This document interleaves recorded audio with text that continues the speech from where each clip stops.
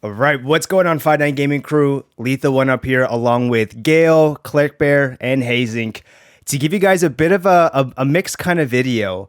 But with this video, we're gonna go ahead and start it off with talking about some of the recent reviews for Cyberpunk 2077 and whether we think the games are reviewed right now are still beneficial for the consumer, and kind of just looking at some of these numbers and going with some of these reviews and saying, interesting, a 10 out of 10. Let's read the final verdict. Let's read everything that's going into these reviews. So we can start with some of these reviews. We have a graphic here that you guys can see. It's showing a lot of the more recent numbers right now for the game, which is a lot of 10 out of 10s, 9.5 out of 10s, 5 out of 5s, 9.3. You're seeing a lot of big high scores.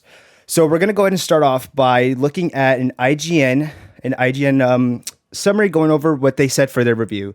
So Cyberpunk 2077 kicks you into a beautiful and dazzling dense cityscape with few restrictions. It offers a staggering amount of choice and how to build your character, approach quests, and confront enemies, and your decisions can have a tangible and natural feeling impact on both the world around you and the stories of the people who inhabit it. Those stories can be emotional, funny, dark, exciting, and sometimes all of those things at once. The main quest may be shorter than expected when taken on its own, and it's not always clear what you need to do to make meaningful changes to its finale, but the multitude of side quests available almost from the start can have a surprisingly powerful effect on the options you have when you get there. It's a shame that frustratingly frequent bugs can occasionally kill an otherwise well-set mood, but Cyberpunk 2077's impressively flexible design makes it truly remarkable RPG. And that is from IGN, a 9 out of 10. And we'll jump into GameSpot, which is a little bit different now. Now, again, we just said IGN gave it a 9 out of 10. GameStop gave it a 7 out of 10. So we're going to go ahead and read this one. Your mileage may vary, but in our experience, the bugs are obtrusive and substantial across the board, often forcing us to reload saves or exit the game entirely. It's hard to get really into a world you constantly have to leave, but then it's hard to get into Cyberpunk 2077's world in general. So much of its superficial set dressing, and there's so much happening all around you, ads going off all times, gunfights breaking out in the streets, text coming in about cars you'll never buy. That's a lot of the game feels superfluous. The side quests and characters they showcase are the shining beacon through the neon-soaked bleakness of Night City, and they give you room to explore the best the core RPG mechanics have to offer. These are what carried me through an otherwise disappointing experience. Again, GameSpot, a 7 out of 10. And then we'll jump into Game Informer, who scored their review for a 9 out of 10. Cyberpunk 2077 is a dark and disturbing at times, but the majority of its content is fascinating and loaded with depth through the various RPG systems and lore. I thoroughly enjoyed my time in Night City, and Johnny Silverhand is a great partner to see the sights with. Cyberpunk 2077 doesn't overstay its welcome with its critic path story and invites players to jack in and stay for hundreds of hours of unique content should they want to. It didn't blow me away like The Witcher 3 Wild Hunt, but it's still a hell of an opening to what will hopefully be a new series. And that was from Game Informer, a 9 out of 10. And real quick, just a quick mentions. Game Radar gave it a 5 out of 5. The Gamer, 5 out of 5. GameSpot, a 3 out of 5. PC Gamer, 78 out of 100. RPG Site, 9 out of 10. VGC, 5 out of 5. And again, everything else you guys can see here, a bunch of high ratings with all that being said. So out to everybody here. What's everyone's thoughts after hearing these reviews? Still as excited, more or less? How do you feel about these ratings, even after these many reports of bugs? Anybody want to start off? Hazy, do you want to start off? I want to say that it's not unexpected. I mean, if someone was to have asked me 2 or 3 months ago what scores I thought I would see in general for Cyberpunk, I would have probably said 9s and 10s. And I could have probably said that without even seeing the game. I don't know what it is with reviews. I just feel that sometimes you can just predict what a game's going to get, and that's not always like Rockstar and Grand Theft Auto. You know that Rockstar's always going to put out a game that's up there, 9 out of 10, 10 out of 10, whatever. But I don't know. With this one, there's just things about it that don't sit that great with me, and like just those reviews that you read there were quite contradictory between each other. I don't know. I'm not massively hyped for the game, if I'm going to be completely honest. I did think going into it as something that I could possibly enjoy, but just I don't know. Some of the reviews have actually put me off rather than turned me on to it, if that makes sense. Yeah. No, yeah, I can totally see that. And I can say from my point of view, what I want to get out of Cyberpunk 2077, it's going to be different from what someone else kind of wants to get from it. And I know when it comes down to like, we're hearing a lot about bugs. And my biggest thing for me personally when it comes to bugs is like, how much are these bugs going to interrupt my experience with the game?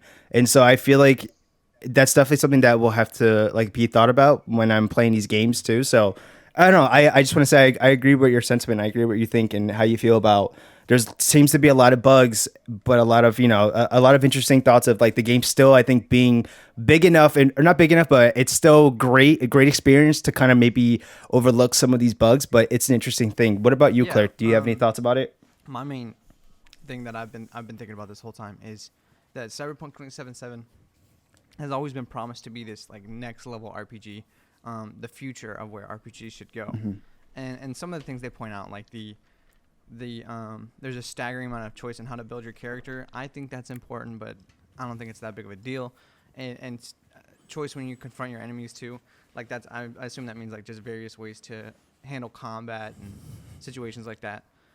Where I hope the most choice comes in is at these quests, and it kind of feels like there is to where you can do side quests and it impacts your main story, or it just changes something about your character or the Right. world you live in, and that's kind of the hope I have from the game. It seems like that's still there, so I think that gets me a little excited for the game. To be honest, I haven't been super excited, but I'm hoping this game is good. I want to enjoy it when I play it. So when it comes to the bugs, I've played games recently like Valhalla, where there is a couple bugs. I think I've had like 3 or 4 that had to have me, jump out into the main screen and re-enter the game or something like that. And bugs can be okay if they're not like plentiful and you're constantly encountering them. And it sounds like you are in Cyberpunk. So I'm a little worried about that. I think it can take away from the experience. In a game, I'm also playing Call of Duty right now, and I will get kicked out of the lobby like every 1 in 3 games, right? But that's Call of Duty. I'm not like getting kicked out of a huge experience. And here it's completely different. So I'm worried that it will affect the gameplay too much. So that's kind of my thoughts on it. What about you, Gail? Do you have any thoughts on I this at mean, all? as Clerk mentioned, I was hyped originally, but the hype's kind of died down with the more and more delays that have Yeah. been happening. It's good to see that there are choice elements and so on and so forth. I think RPG games should have those elements where you impact the world as you progress through the story, be it via doing certain side quests, making certain decisions via the story, and so on and so forth. However, equally, like the fact that there are so many potentially bugs, and I think GameSpot put it well, is that especially in an RPG, you need to be immersed into the world. It's much more important in an RPG than, say, in any other game because you're being part of that world. You're role playing in that world effectively. Mm-hmm. That's the whole point of a role playing game is you're Right. immersed into that world. And the fact that you have to constantly potentially have to leave the world because the game's not just working or there's a bug that's just not allowing you to progress through the story or so on and so forth, it definitely kills the immersion. And in my opinion, for a role playing game, that's the most important thing is the immersion. So Yeah. very very I have to be very cautious with this one because as much as I'd love to be like rehyped again for the game, these reviews are just being a sort of more of a reason for me to just be like I'd rather wait potentially couple of months maybe when it's on sale, maybe once there's more patches in, and then Mm-hmm. probably pick it up. But because yeah, I don't want to go into a game where I just can't either a get myself immersed into or complete because the bugs are just too heavy-handed in my gameplay experience. Makes sense. No, yeah, those all make those all make a lot of sense and very good points. And again, it just brings me back to what I look forward into this game. And like we all mentioned before, it's gonna seeing that there's a lot of bugs does have me hoping that like my experience doesn't get impacted. I mean, seeing some of the bugs that I think were mentioned were ones that might have required you to have to leave the game and come back in. For me, that's something that can get annoying depending on how frequent that gets. So I guess that's something that I'm gonna have to look out for, and that's something that would definitely reflect on me playing this game, seeing as how this game was a game in development for a long time and had a couple delays. So it's curious to see that there's, there might be some of these really big kind of bugs. But I mean, I guess that kind of comes with these type of games, open world, huge RPG. There's going to probably be tons of different things that, little bugs here and there and whatnot. But it's an interesting Strangely, the take. thing is, Lethal, now that just while we've been talking, this has actually just popped into my mind. And before we go in and deep dive a little bit more and talk about bugs and scoring and stuff like that, I just want to know, do people actually hold RPGs to a different standard? Because there is actually something else I can think to that basically has this same thing going on, and it's Bethesda and who's the other one? Yeah. I can't remember. But Fallout and Skyrim. Fallout and Skyrim are plagued with bugs, right? They always were. When they came out, they always had bugs, but they were always hailed to be masterpieces despite the bugs. Do you know what I mean? And it's like, I want to know, Right. why do some games get held to a different standard to others? Like, because if it's an open world scrolling RPG, does that mean that bugs are okay? Because I'm thinking about it there, and Fallout had it, Skyrim had it, and they typically, I would say, fall into, I mean, not exactly the same, but the same sort of a genre as this. So, like, is that something that people forgive when it's an RPG? I don't know. Yeah. That's a good that's definitely a good point. And I look at it from my point of view real quick. I'm a big RPG person, so like some of these things I do kind of look at it. I guess you could say maybe with some goggles or something, where I look at it where it comes to the point where how much is it impacting me and my experience? It comes back to that. But that's a good point, because that's how I've always looked at RPGs. There's always going to be sometimes like bugs in there that I don't know. I always look at those games as frequent with having bug related issues. So that's Well, a and I good think point. I could it see comes that. down to, like, at the end of the day, it's a single player experience. If you have like game breaking bugs in a multiplayer or competitive experience, I think that gets a lot more on people's nerves, right? If you're constantly disconnected from like Smash games or fighters or whatever people are playing, right? I think that's gonna have a bigger toll on your attitude towards the game. If it's something like that, to where you're like actually losing against other people when you disconnect and stuff like that. This, it's more like, okay, I just have to either reload a save.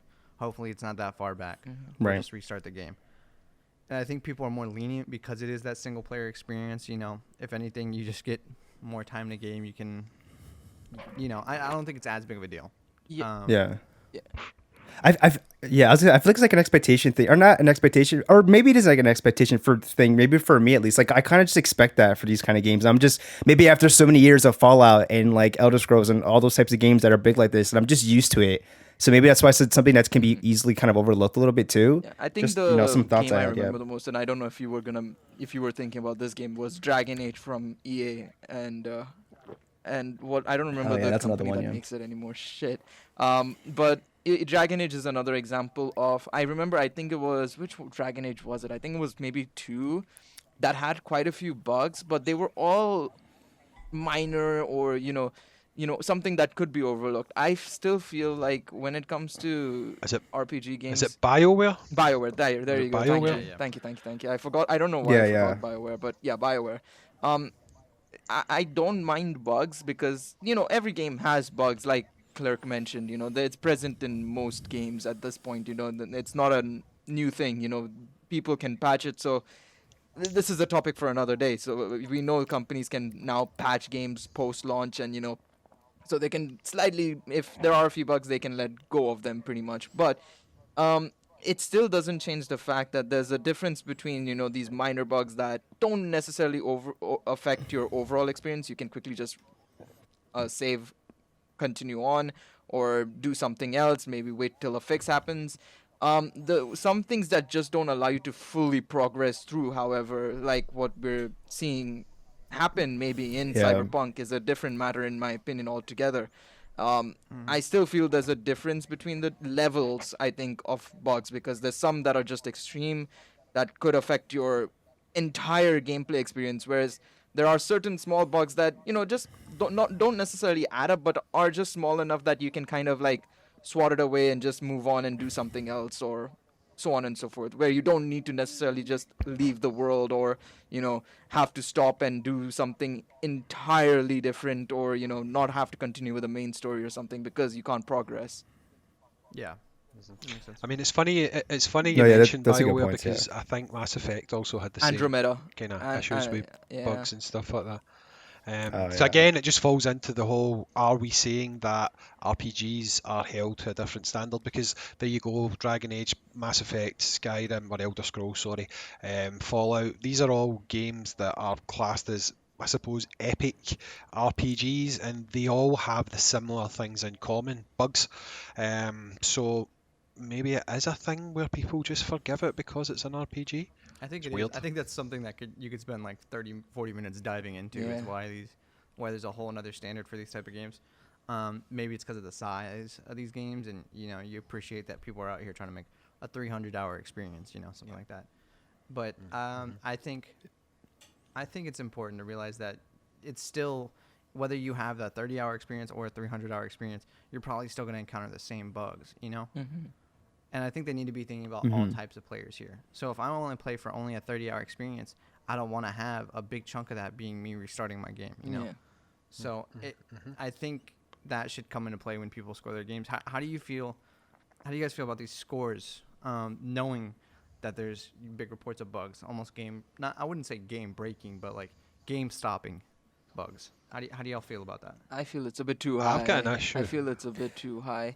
Like I understand that their initial their entire look of the game in terms of without the bugs is great, but that doesn't change the fact that there are bugs in the game present, which makes it a unpolished game, and which means that you should mark it down. Like if I had like Hazing made this great analogy yesterday when we were talking about this, was that if I hand in an exam, I can't just go and say like, oh, I'll polish it next week, it's fine, just mark me on what the right stuff I've done, kind of thing. You have to mark me down on the wrong stuff I've done as well.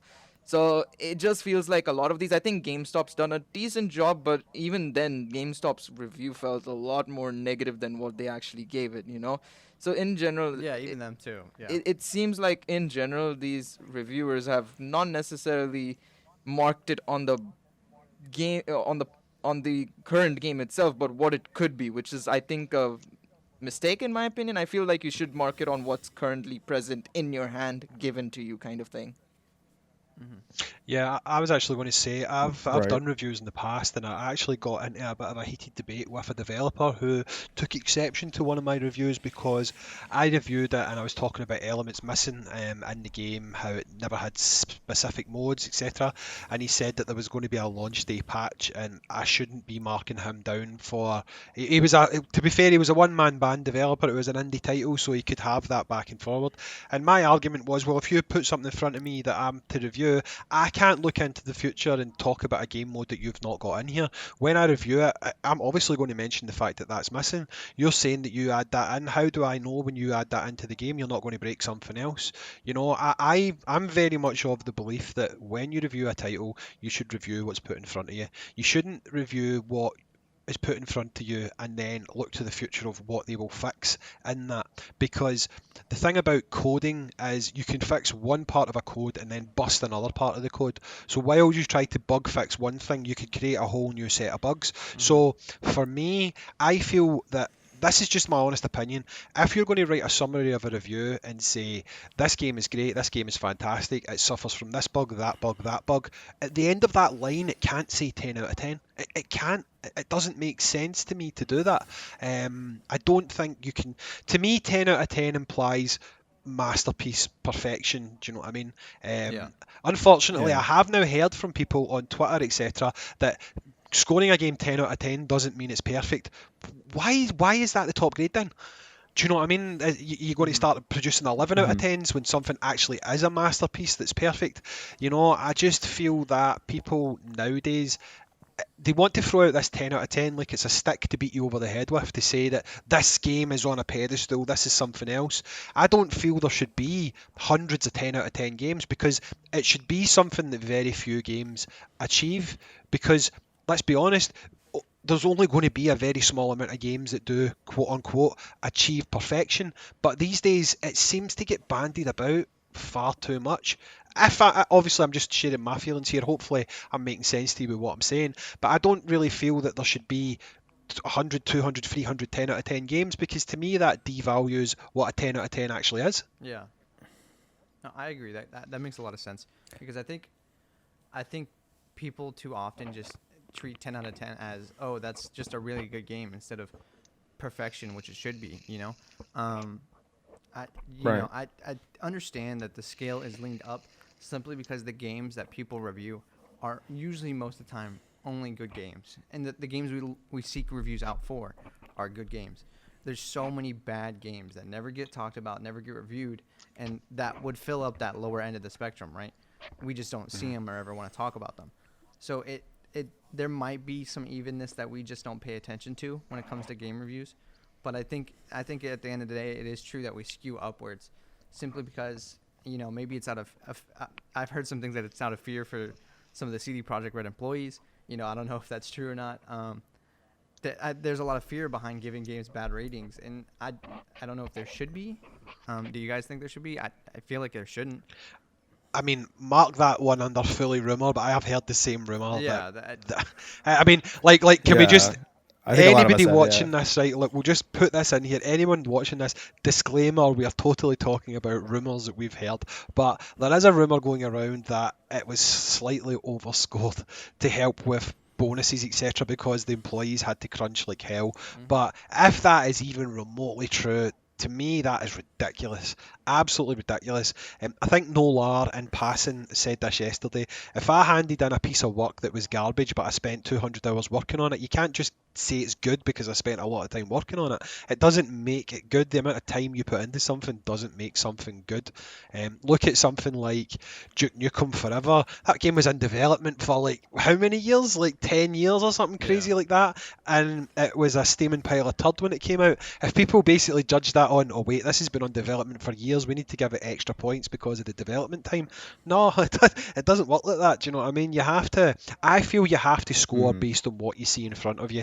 And I just think that if any if any reviewers have given this a score based on what they think the day one patch will fix, if they've never experienced that day one patch, I don't think it's right to have given the game extra points for something that they haven't had hands-on time with, because people will make their buying decisions based on these scores and on the words of these reviewers. And if these reviewers haven't tried it firsthand, then how do they know it's going to get fixed?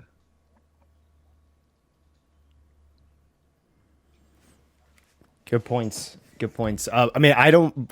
There's nothing more that I can add on to that because I feel like everybody nailed it. On top of on the same nailed it on the grounds that I also agree with how reviews are done. 10 out of 10. I'm seeing a lot of 10 out of 10s, 5 out of 5s. Like, to me, those scores mean like you don't have any game breaking bugs, and you don't have nothing that's stopping you from having this crazy masterpiece of an experience. So the fact that again we see a lot of talk about a lot of these bugs and a lot of ones that are possibly making you to like start out leave the game, come back in and whatnot. For me personally, that there's no way I would even say right off the back maybe a 10 out of 10. There's no way, but it's an interesting topic, something that maybe we could definitely dive Well, deep the problem into is the in a problem little is as well, bit. Leafo, and I'm sure you'll agree with this. Unfortunately, I feel that this is the culture that gaming media has created. Gaming media has now created something that a 4 out of 10, for example, could be a disappointment. Do you know what I mean? 4 out of 10 still means that you are looking at something that is top tier. You're looking at something that's really, really good. But people will now literally turn around and say, oh, that game only get 4 out of 10, or that game only get 8 out of 10. People need to realise that 8 out of 10 is actually supposed to represent a good score. It's above average. It's not run of the mill. Do you know what I mean? But unfortunately, this whole 10 out of 10 culture has skewed things that much that a game only receiving 8 out of 10 makes people think, oh, that might not be that good. Do you know what I mean? Whereas we know that Yeah. 8 out of 10 should represent, no, this game is still great. But we've just kind of bred this culture now in gaming review where anything below even a 9, people start going, oh, I never got a 9. You see it all the time with Sony exclusives and Xbox exclusives. Like, people will go, oh, this Xbox exclusive only get 8 out of 10. Oh, it sucks to be an Xbox fan. Do you know what I mean? That type of thing. I just don't Yeah. think that it's right. I just think that things have become skewed in the reviewing landscape, and I think people need to start tackling it in a different way. I totally agree with that, and that's something that we'll have to look look into when it comes to some of these reviews, because I think we all agree, if you see the number, make sure you're reading the entire article behind it, reading the final verdict, reading everything that goes to it, and not just basing it too Treat it much like a off of legal just the letter. number Just read the fine going print. forward. Yeah, read the fine print. You got to Literally. make sure you read everything. No, I completely agree. I think it's you know, it's unfortunate because when even when you look at a game, a 7 out of 10 is like above average still, and even 6, I would say. 5 and below is where you start questioning the game. But now, like you said, Hazing, it's kind of like, oh, 7 out of 10 is bad, and it's like, wait, but that's literally above average still, though. That's literally above a 5. It's above half your marks. So yeah, it's really odd, and I hope they do start recognizing this because, like you said, it's just leading to a lot of misinformation for a lot of people, and I don't know why they're doing it. Maybe it's out of fear, maybe it's out of pity for the employees. Who knows? Definitely. And I think that would maybe be a perfect time for us to talk about how we would want to do it. Yeah, we can jump into how we want to go ahead and do. Five Nine is going to do some reviews for games, for upcoming games, and the way we're going to go about doing it, we all agreed that we would like to start off by using more of a 5 point system. One for poor, two for below average, three for average, four for above average, and five for excellent. And we'll also be reviewing games on how it's in its current state, bugs and all. No, and not too much thinking about, what it can potentially come from fixes and whatnot. Exactly how we get it, right from how we get it, using a 5 point scale. And we will do this to try to provide transparency and create just standards for what you guys can expect from us. Because, obviously we want to give the most genuine reviews, honest, and, everything that we want to do and what we want to share with you guys. We want to have that same, we want to give that same, that same experience when it comes to, giving you guys how we feel about a game and whatnot. Hazing, do you want to, or Claire, do you want to jump in and give your thoughts on the review Yeah, process for us? How we're say gonna do something it? real quick. I think we just want a system that we also are proud of and can look to and be like, I can trust this. These guys are, not, messing around, not trying to inflate scores and stuff like that. Not to shout, not to talk down on any other reviewer, because clearly they do something right. I just want to be able to be a part of a rating score and a system that I could take pride in and that I believe evaluates games correctly. And of course, that's based on how it is when we receive it, and not how it would be in a couple weeks. And I think that's what people want to at the end of the day is a system they can trust. And I think that's something we're trying to build here. So Yeah, I agree with Clerk on that one as well. Basically, for me, I just want to put my weight behind something that I believe in. If I play a game and I feel that what I'm playing that day, what I'm about to write up a review or record a video on, I just want to believe that what I'm saying has weight behind it, and I'm not just looking to the future and I'm leading people up a garden path, basically, to buy something that might not actually deliver on what I feel it'll deliver if it gets patches, etc. I can look at some things like a horror story, WWE, the most recent WWE game.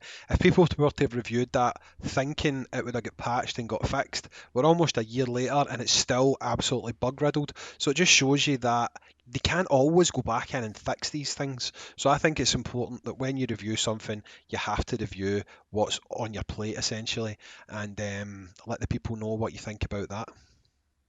And I think it will lend a bit more respect to our opinion as well.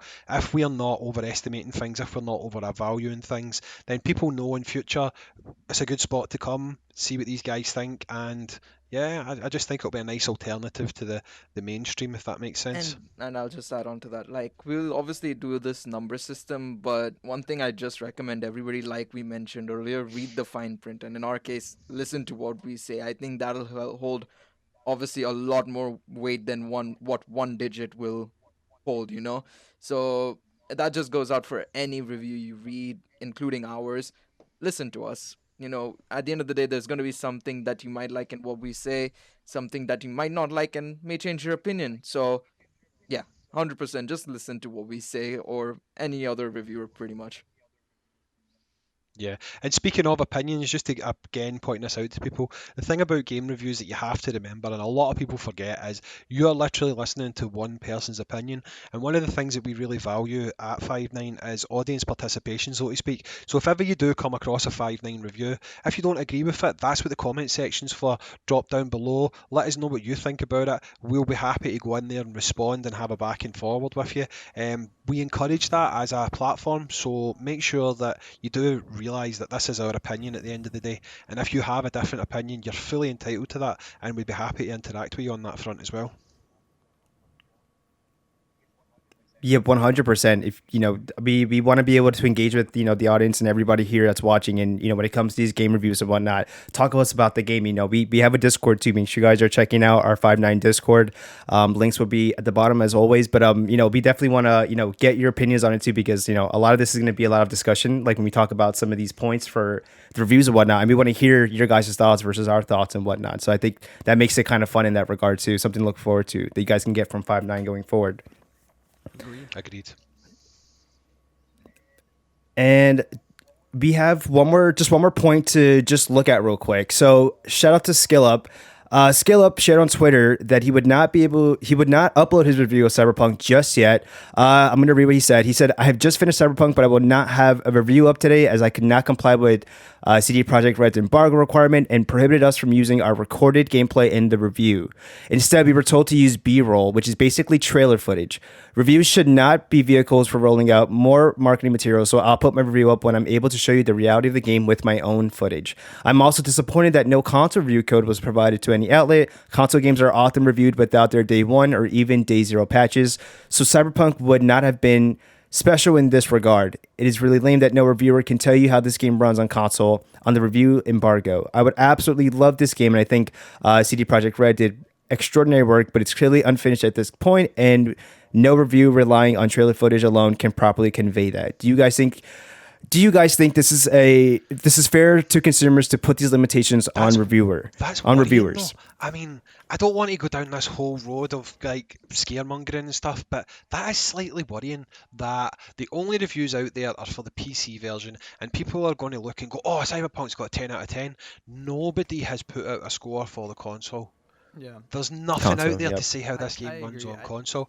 Yeah, you have to imagine it's going to run well on the Xbox Series X, well, potentially on the Xbox Series X and the PS5. But let's be honest, how this runs on the Xbox One and on the PS4 right now at this moment in time is actually going to be more important, because how many people, there's not many of us, I mean, there's 3 people in this chat, which is actually crazy when you think about the statistics. There's not many people that have a next-gen console. We're quite lucky that we do, but how many people are going to be going out and buying Cyberpunk for their PlayStation 4 or their Xbox Series X or Xbox One? That is the most important thing, I think, that people need to know how it runs on that, because even people with high-end PCs, they're not exactly the largest part of the market. It's more your middle-of-the-road consumers and your console people that are going to experience this game mostly. So I feel the opinion that's most important to be out there in the public domain is, how does this game run on the most common platform, which is going to be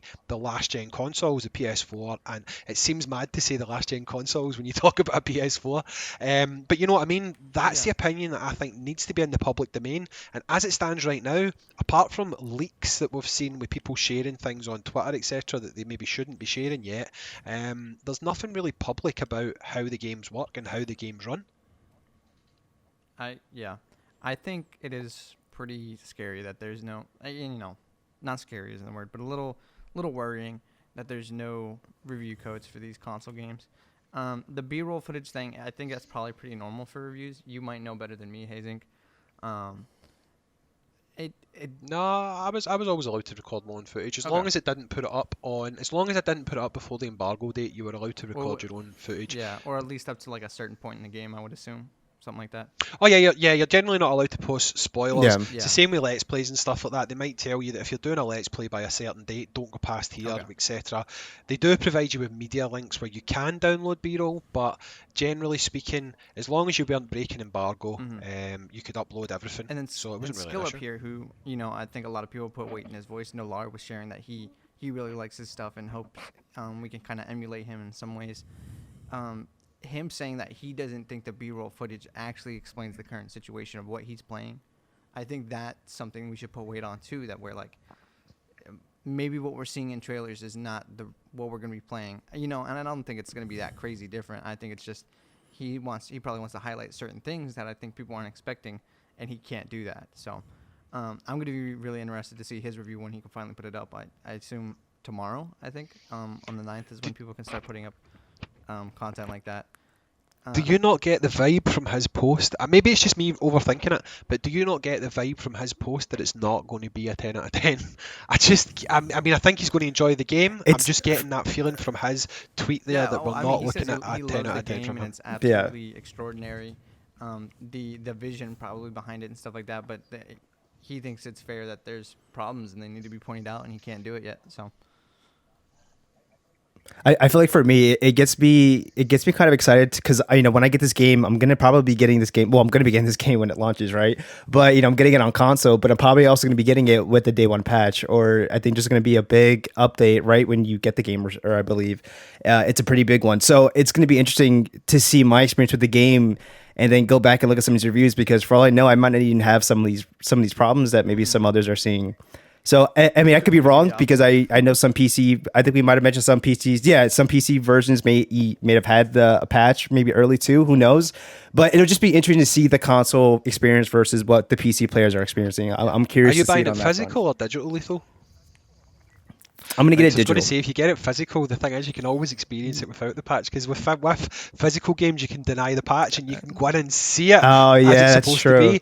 But as soon as it's digital, you can't, because it will just download whatever the patched version is going forward. So Yeah. it might be interesting. I'm sure some people will probably upload footage of some bugs that might no longer exist, because if they have the physical version, they Right. can deny the patch and just play it as it was kind of delivered to reviewers, etc.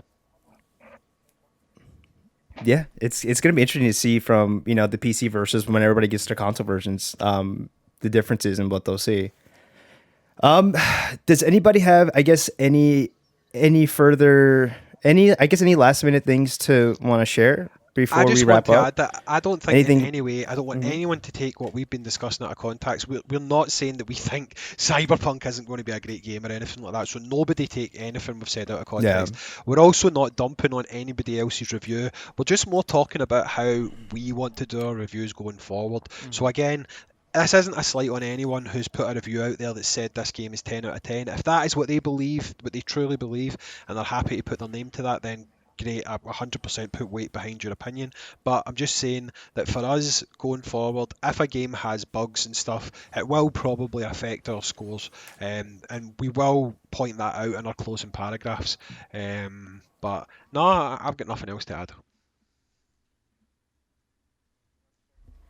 Anything else, Clerk? Anything, Gail? I think Anything I'm else? still- honestly, after discussing everything, I think I'm still excited, or maybe a little more excited for this game, because it seems like a lot of people still love this game. Are still astonished by the amount of work that CD Projekt Red was able to put into it. And at the end of the day, I think, I personally think bugs will be fixed. I don't, of course, the rating at the time should be based on what's delivered, but I'm hopeful for down the road. Bugs will be fixed, hopefully. And I think the game will still be beautiful. I'm honestly excited to still play it. Yeah, I am too. I mean, for anybody who's into the whole cyberpunk genre, like, this is that experience that if you've been waiting for it, like you're gonna, from at least from everything from I've seen from a lot of other reviews, like you're gonna get that cyberpunk experience if that's what something you're looking for. That night city life, all the things that go into, different parts of that. You're gonna enjoy it for that regard. So if someone who's looking in for something for that good experience, for like that. Again, for what I just mentioned, for the cyberpunk narrative and all that stuff, you're definitely going to get it. So, I mean, that for me, I'm still looking forward to it just for that experience alone. So, I mean, for sure, I'm definitely going to still, play it, pick it up, and then enjoy it. Gail? I mean, no, I completely right. agree. I don't think there's anything else for me to add. Like you guys said, it's still hype. It's good to see that the game is doing, at least in its at its core, it's a good game. It's just, let's see how they handle launch. I think that's the biggest thing to see. More than anything else, provided if they can clean up the bugs, provided, of course, all the reviewers didn't have the day one patch and says, maybe GameSpot didn't have it or something like that. Who knows?